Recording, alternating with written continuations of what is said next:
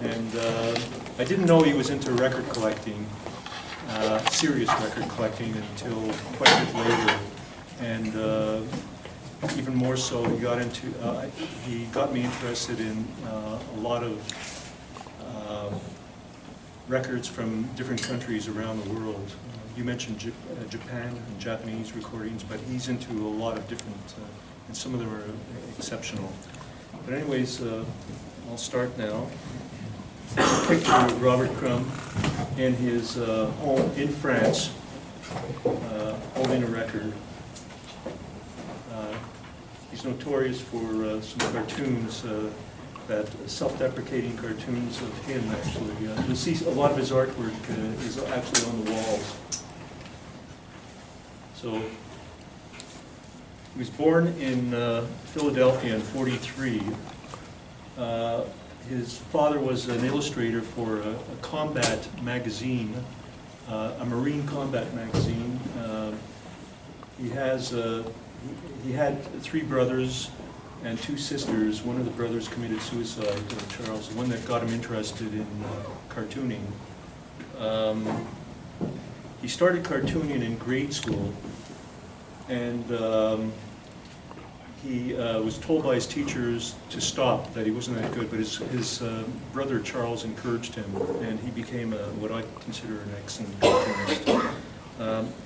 He left the area, he had moved to Delaware and left it as an adolescent, well, like 18 years old, and went to work for American Greetings in Cleveland, where he honed his skill.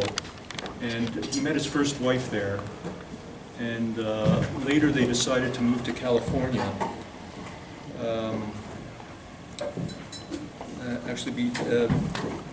He had already begun record collecting at age 15 when he was growing up in Delaware. When he was in California, he got involved in the underground comic scene. He basically started a lot of underground comics. You'll see examples of them here in the presentation that I have.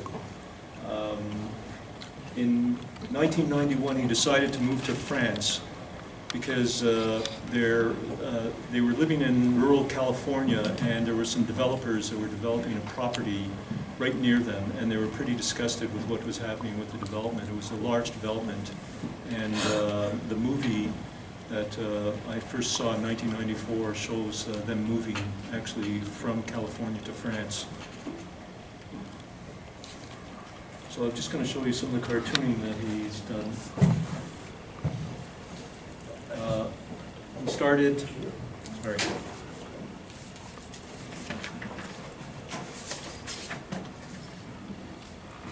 He started several underground comics, one called Fritz the Cat. It's fairly well known. You see a representation of that, the first page of that comic that he came out with. And then later on, Zap Comics. Zap Comics had some legal issues. It was considered pornographic by the Berkeley Police Department. The case was dropped, but there was a related case also concerning Zap Comics, which was brought up to the U.S. Supreme Court, and the U.S. Supreme Court allowed communities to set their own standards. So Zap Comics, which had stopped production, basically continued after the Supreme Court decision. Another figure that he was very well known as called Mr. Natural. I'll show you some of these here. That is the first page for Zap Comics. Just to give you an idea of how much the artwork is worth, that actual photo is worth, that plate is worth $525,800. Was sold in August 2017 for over $500,000. A Zap comic number 0, which is actually number 3, was sold for $131,450. It's just a 3-page comic. I think I'm in the wrong collecting. This here's Fritz the Cat, another character that he has. Fritz's hand is on her breast. It's not her breast exposed, by the way. This original cover art was sold for $717,000 in May 20th, 2017. There's a colorized version. Here's another very famous thing that he's noted for amongst the underground comics. This one sold for $191,200 in 2017. One of the other things that he's very well known for is a cover of a record album done by Big Brother and the Holding Company. It featured Janis Joplin as a singer. He did not like the music. In fact, he hated the music of this group, Big Brother and Holding Company, but he liked Janis Joplin and decided to do that as a favor to Janis Joplin. He only got $600 for the artwork. It was sold in an auction for $24,000. Here's the actual cover. I don't know if you guys have ever seen that. In the cover, he shows various panels, and he shows the musicians. Janis Joplin on the right-hand side, vocal. Shows some of the musicians: Dave Getz, drums. Peter S. Album on the very left corner, the bottom left corner. James Gurley, guitar, and so on. And some of these characters are very typical of what he is known for in that. Book of Genesis. I have a copy of that book. People can get it, can come up later on and see it. It's quite an incredible piece of artwork. It's the complete book of Genesis from the Bible. It's done.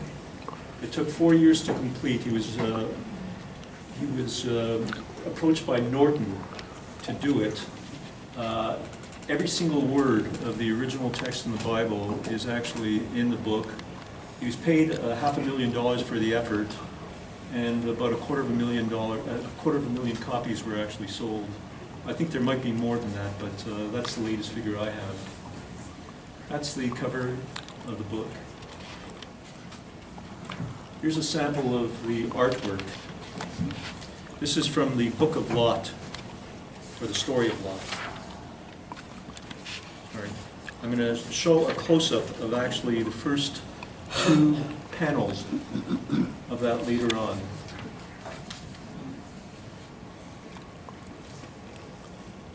That's the very first chapter and the very first panel of the book. It shows God creating the earth, when God began to create heaven and earth, and so on. Just to give you an idea of the actual amount of work that went into this here. This is from the Book of Lot, and it's the 2 panels that were in the original.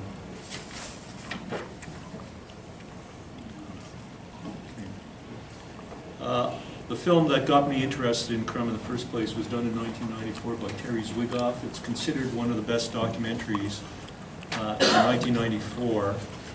It was the nominating committee of the Academy did not nominate it because the nominating committee were comprised of distributors, and since they weren't going to distribute the film, there was no monetary interest for these guys. There was another film actually also panned by the, or not nominated for the same reason, and the Academy decided to change the rules later on. But it won a lot of, this film won a lot of prizes: the Sundance Film Festival Grand Jury Prize, National Board of Review, Best Documentary in 1995, New York Film Critics. There's quite a number of others. It's a shame.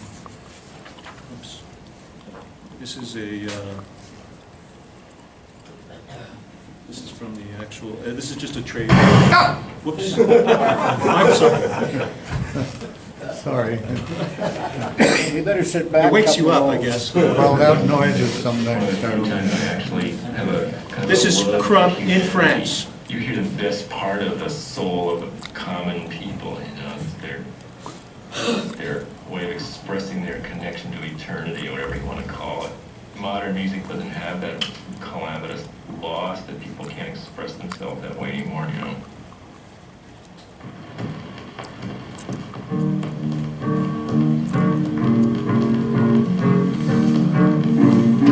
Sorry, this isn't in France. This is California still.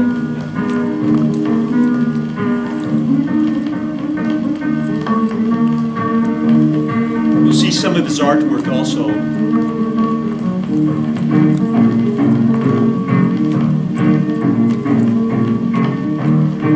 The last time when I hear my dad say, Lord, the last time when I hear my dad say, I went to the depot, I looked up at the stars, right from train don't come, all these are walking down. My mama told me, just see. Bingo.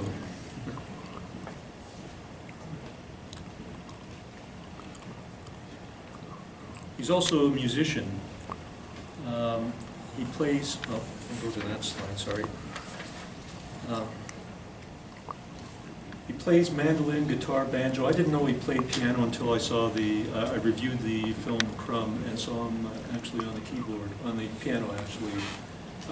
He's been a featured artist in two bands, the Cheap Suit Serenaders and the East River String Band.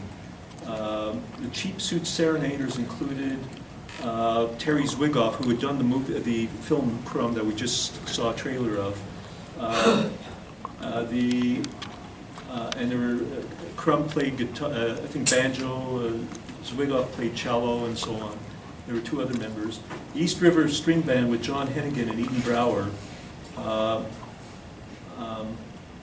is the band that he usually plays with nowadays. John Hennigan and Eden Brower are also have a radio program where they show or listen to old records, and you'll be listening to some of that later on. These both bands, the Cheap Suit Serenaders and String Band, play music from the late 19th century and up until the early 1930s. This is the Cheap Suit Serenaders. I'm not sure if I have anything on this here.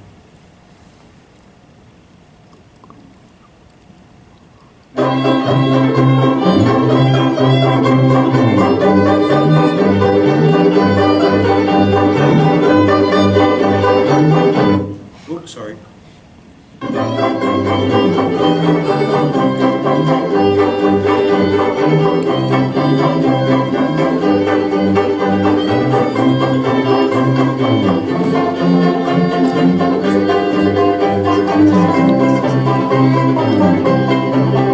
When I quit my job, I spent 3 months in bed. Thought I'd take a fine art painting instead. Got myself a kick of paint. That was censored. Work is gonna make me a saint. Maybe I'm a fine artist, and maybe I deserve to be killed.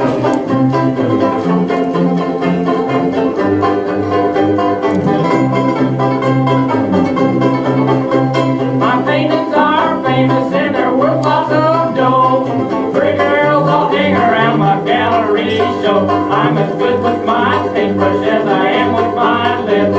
Stick around, honey, learn some aesthetic tips. Maybe I'm a fine artist, and maybe I deserve to be killed. Crumb is playing mandolin.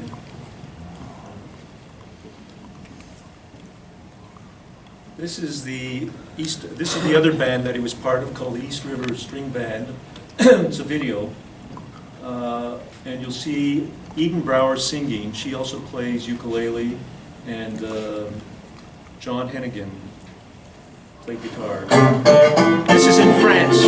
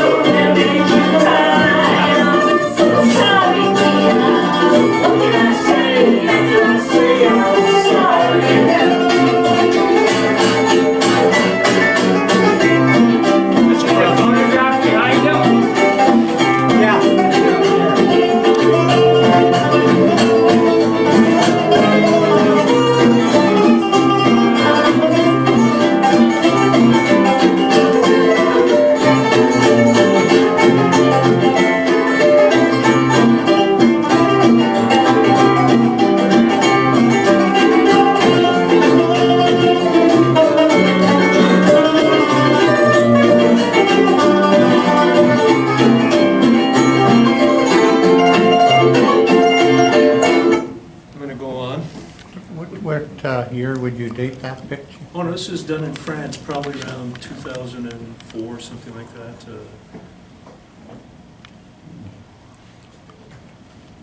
Hello? Wondering what's that? Wonder if you have to go to the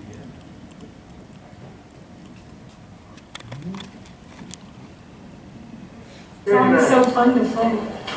Learn a lot, it's so bouncy.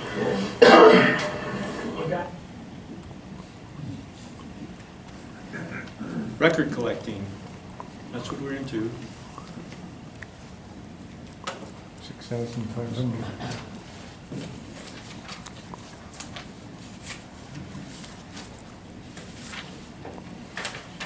Right. He has over 6,578s. You'll see, I think you might have seen a picture already of that. A lot of them, he doesn't like collecting anything later than 1936, although he does have a few. I'm not exactly sure why, but I think there's some good stuff. But it's based on, he's mainly interested in blues and jazz prior to 1936. He has an incredible collection of stuff that he's gotten from India, Japan, China, even some from Quebec and Canada. And I'm going to feature some of that, or at least one recording that's kind of interesting. Some of his records are extremely rare. There's maybe one or two copies that are in good condition in the world, and he owns them. He's been searching for some of them for 40 years, and he's quite obsessive about this. He makes fun of his record collecting. You'll see a slide of that.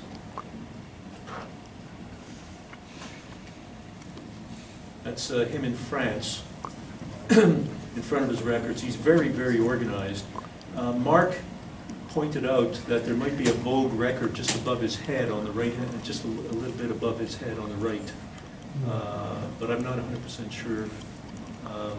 You'll notice tabs on all his records. He's very, very well organized.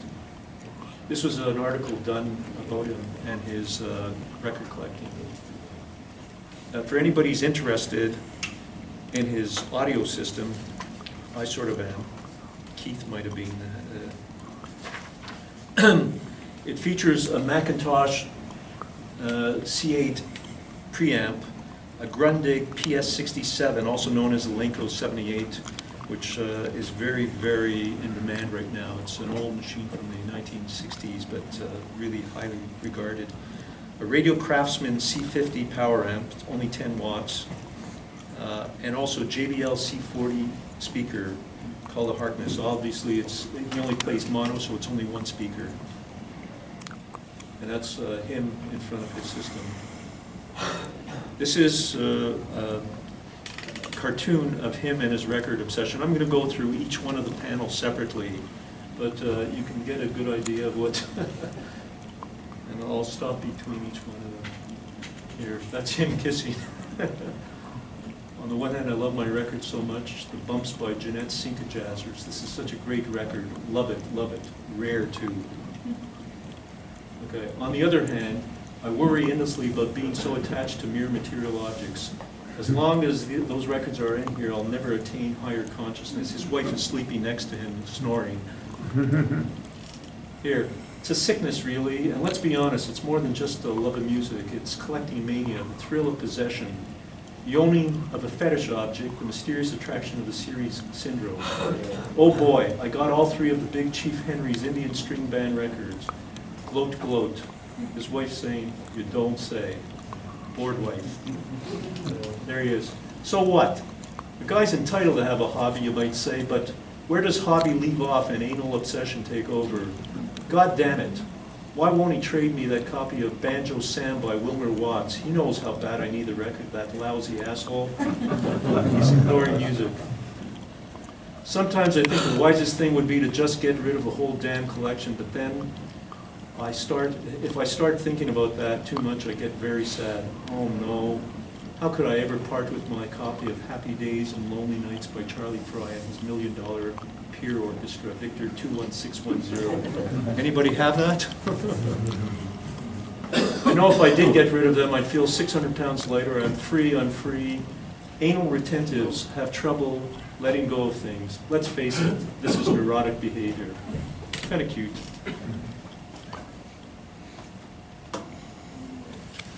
We now go on to his radio program that he's featured in sometimes with John Hennigan and Eden Brower.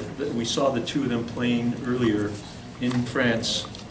Eden was the blonde girl playing the ukulele, and John was the guitarist. So this is just a sample of a playlist from their radio show. You can go onto the web and see it. See all the, I think they're up to about 92 episodes. I just cut off the six records that are going to be featured in on that episode. This one is featuring piano music. They also show the record labels of each one of the items that they play. The fourth one, Magnolia, by Pauline Alpert, is going to be the next slide that I show you. It's this record label, Victor. And this is them taping in France. The actual record. That's Sonny Boy Nelson. Never forget the other guy. He's also very good. He plays with them all the time.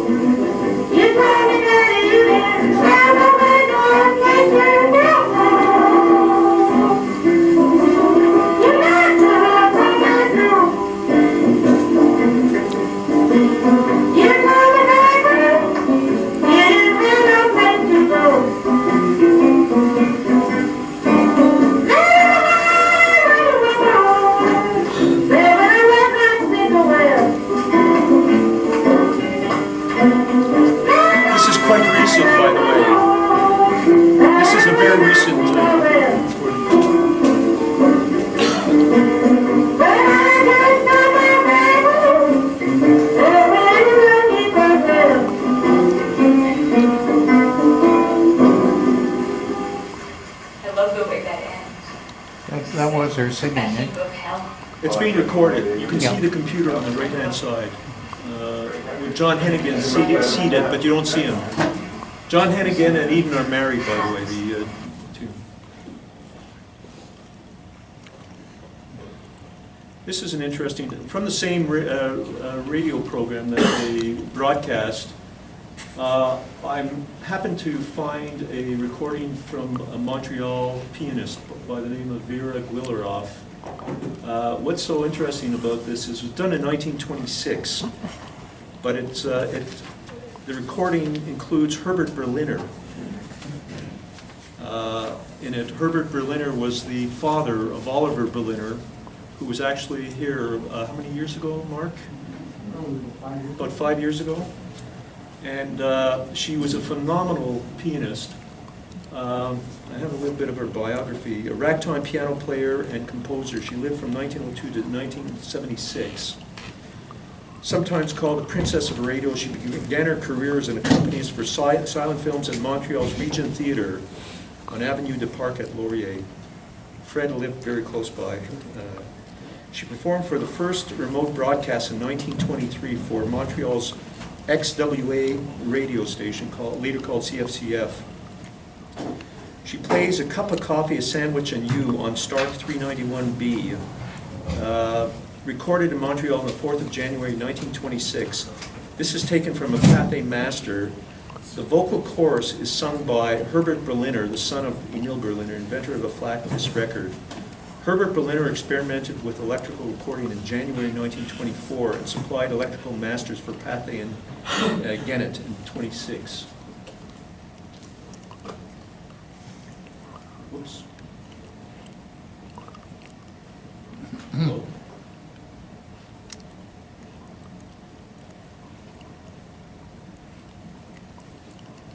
Whoops, I think I got the wrong thing.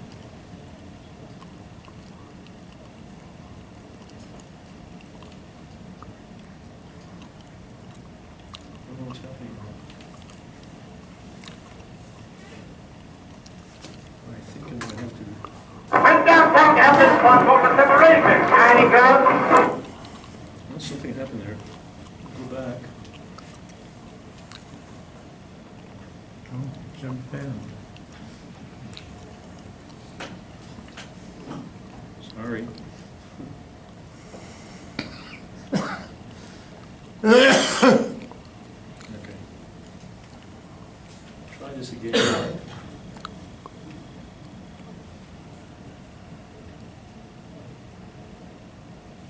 There's two of them there for some reason.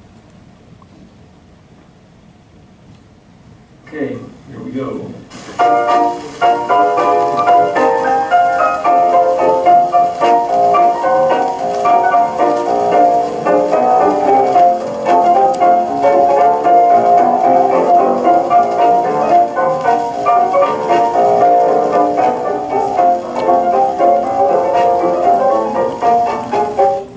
Oh, I'm sorry. Not good.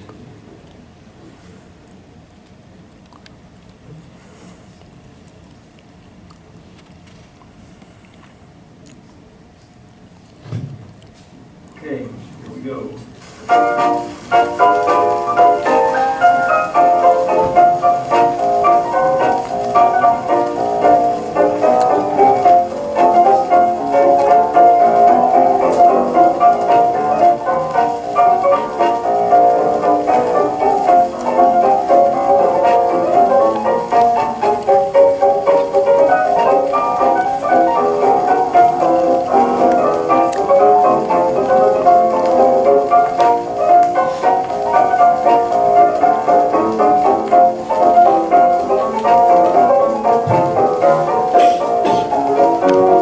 There was a ragtime recording just before this one, which was phenomenal, but I wanted to hear Herbert Berliner singing.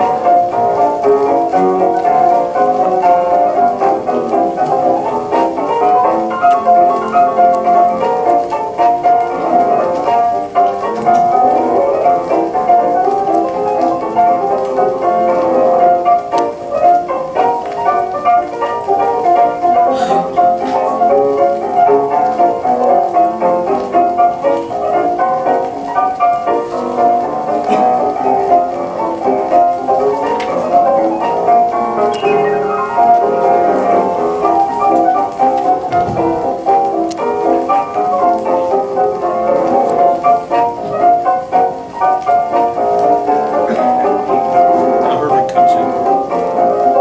A cup of coffee, a sandwich, and you. Not a great singer, but Order a table for two. A chance to whisper and cuddle and coo. With lots of hugging and kisses in view. I don't need music, laughter, or wine. Whenever your eyes look into mine, the things I long for are simple and few.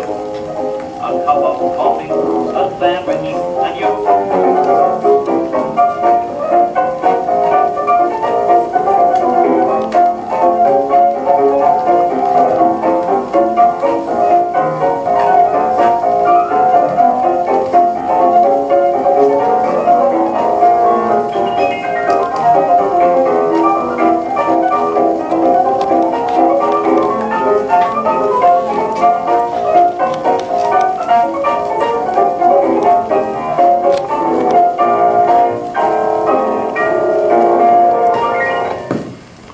He's certainly not afraid of them. oops.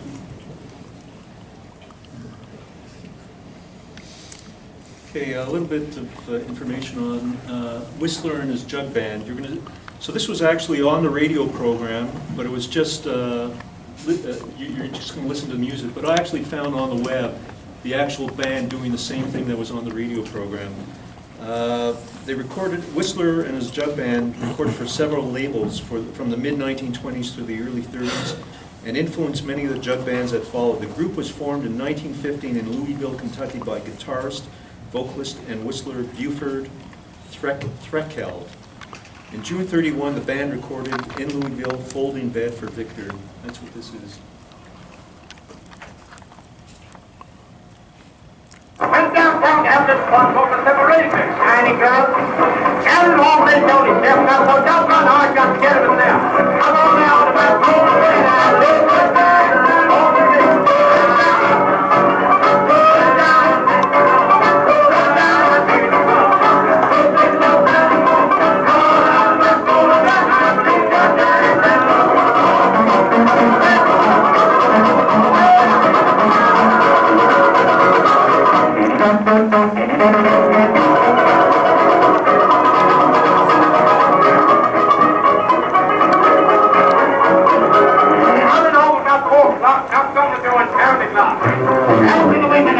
feet.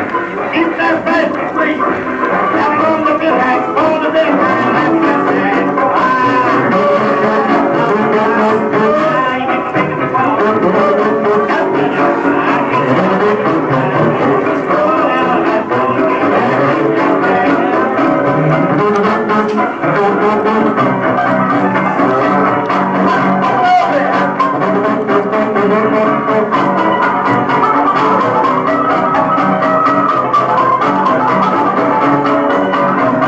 I've been home about 4 o'clock. I'm told to go and found it now. Now I get a window and I took a piece out of it. Shoot that face to sleep. Got it on the big eye, go to bed. Oh, baby, go down. Go down. Let's stay with me. Go down. Go down. Go down. Go down. Go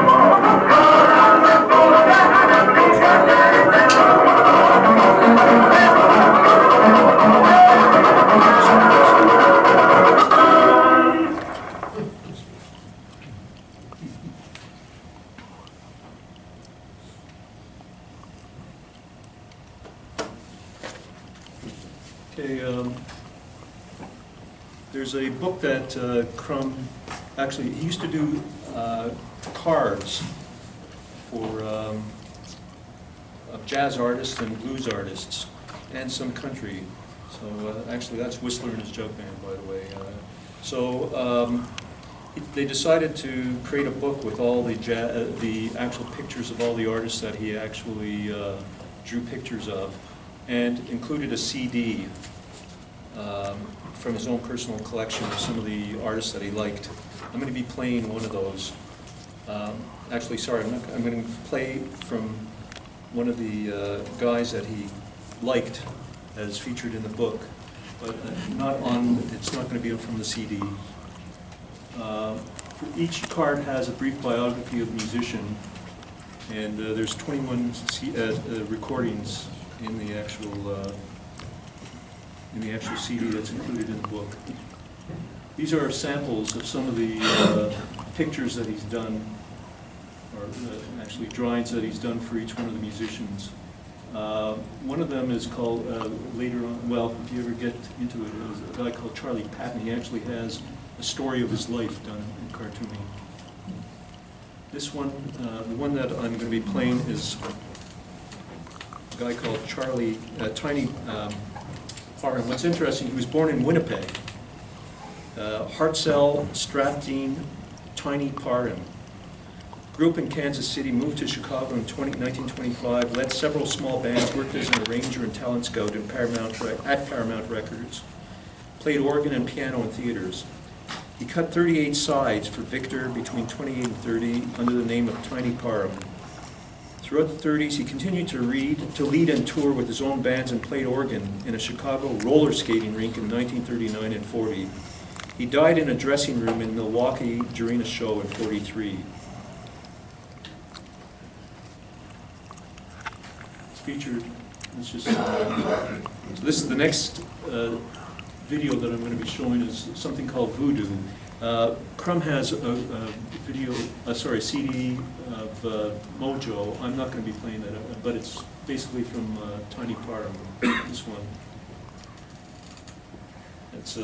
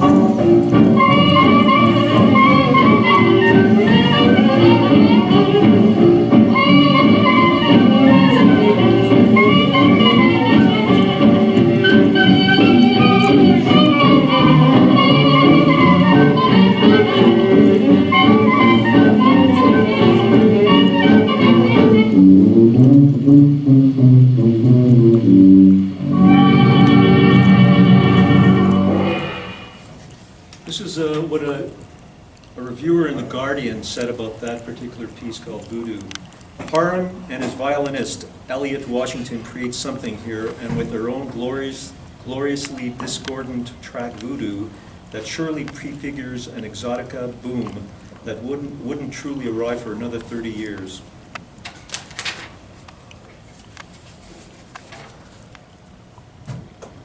Oops.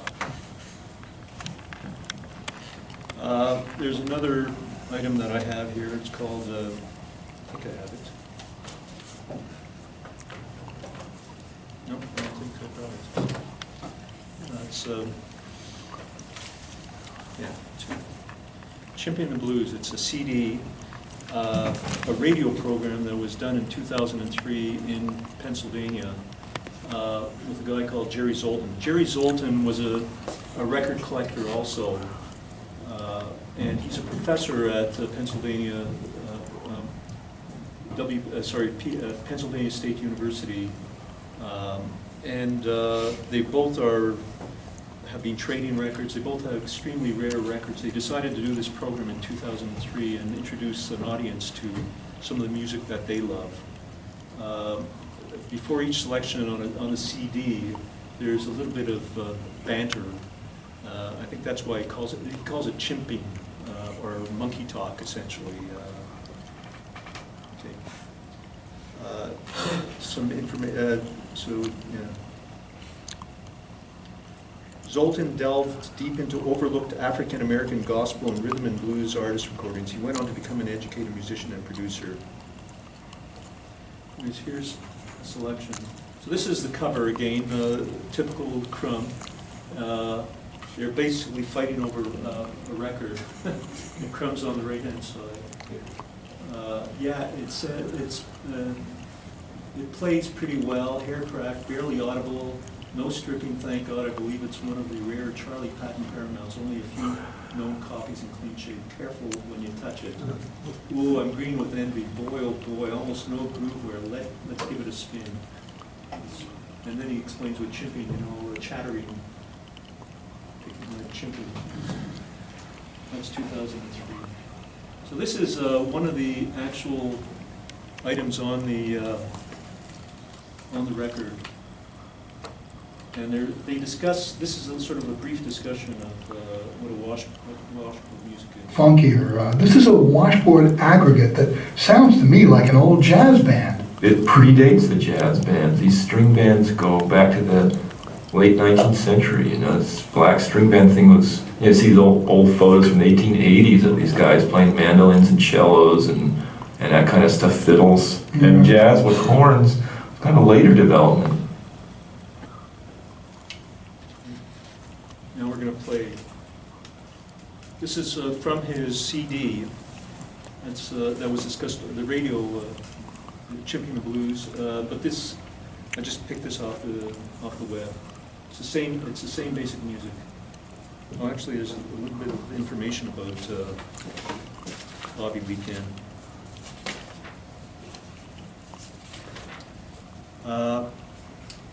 Journeyman guitar, there's very little information about the guy. He's a guitarist. Bobby Leakin played in a country blues duo with harmonica player Robert Cooksey, trace of ragtime influence and even some swing jazz influence. From the mid-20s to the early 30s, these country blues players were often encouraged to mingle with jazz players. Leakin recorded on his own for Bluebird in the early 30s, including the fast-moving Appaloosa Blues. His recording of a series of the traditional cornfield hollers for the anthology of Negro blues and hollers stressed the rootsy rural background of this musician, who was just as comfortable in urban, sophisticated, hot jazz settings. Oops, what happened here?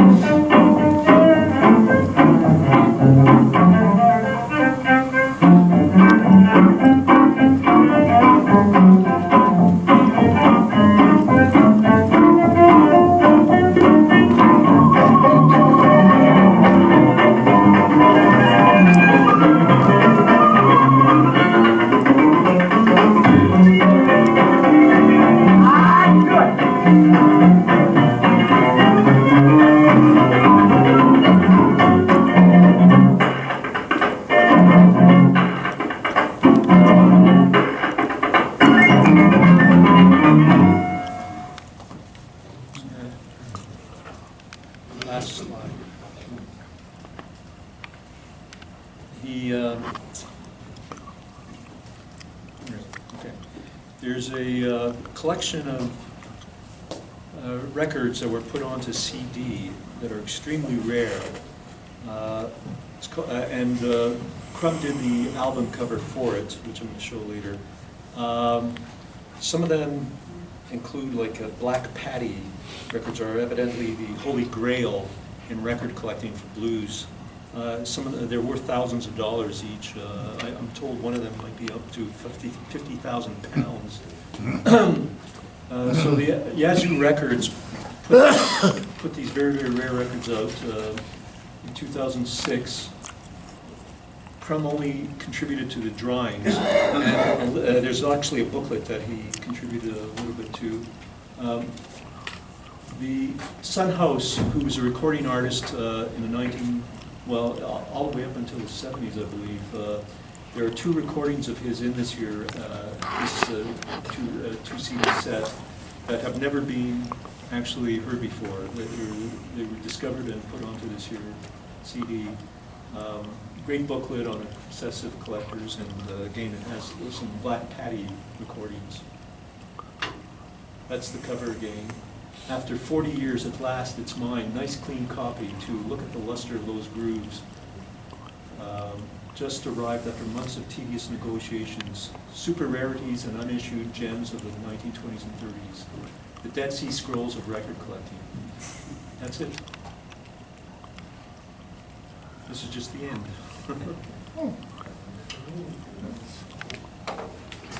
Very good.